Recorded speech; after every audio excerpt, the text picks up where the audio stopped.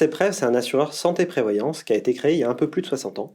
Sa spécificité, c'est d'être exclusivement dédié à la profession du transport, c'est un acteur affinitaire, et nous sommes également gouvernés par des représentants des employeurs et des salariés dans un cadre paritaire. Donc depuis 60 ans, on accompagne les branches du transport dans le déploiement de leurs dispositifs conventionnels en santé, en prévoyance, en inaptitude à la conduite, en congé de fin d'activité, et on est aux côtés de ces branches pour faire améliorer l'attractivité des métiers et progresser globalement le modèle de protection sociale.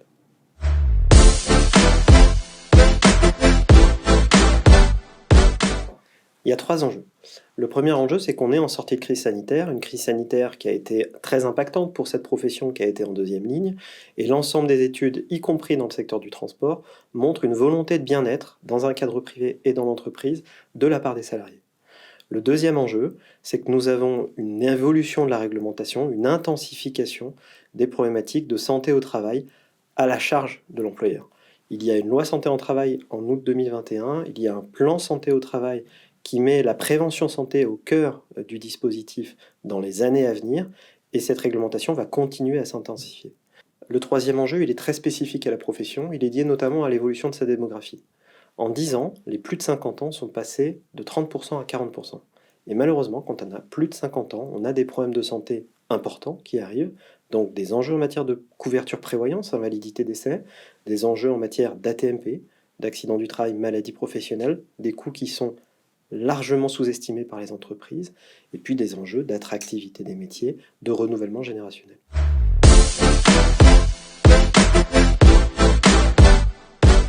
Alors, la fondation Carcepprev a été créée en 2013 par les organismes de Carcepprev.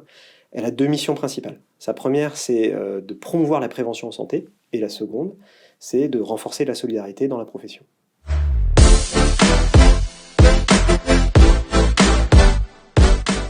Toute une profession est actuellement mobilisée pour renforcer l'attractivité des métiers.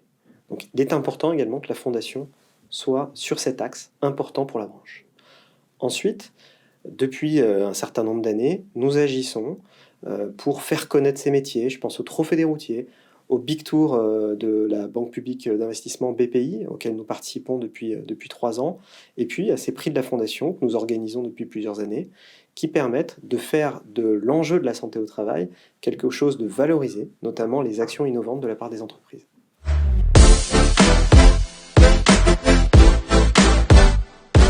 Ce qu'on souhaite mettre en lumière à travers cette 2e édition, ce sont les entreprises du transport et de la logistique qui se sont emparées de ces problématiques de QVT et qui fondent leur politique RH sur l'humain.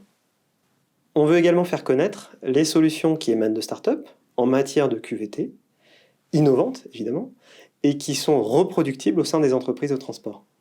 Toutes ces solutions qui vont venir à nous, demain, nous permettront d'enrichir notre offre, et ce, de manière inclusive.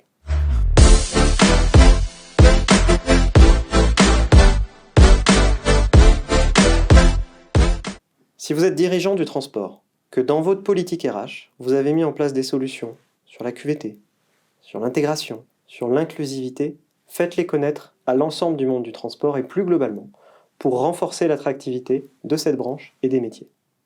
Si vous êtes un expert de la QVT, faites connaître votre solution aux entreprises de transport. Nous pourrons sélectionner derrière les meilleurs pour les déployer aux entreprises à travers nos offres.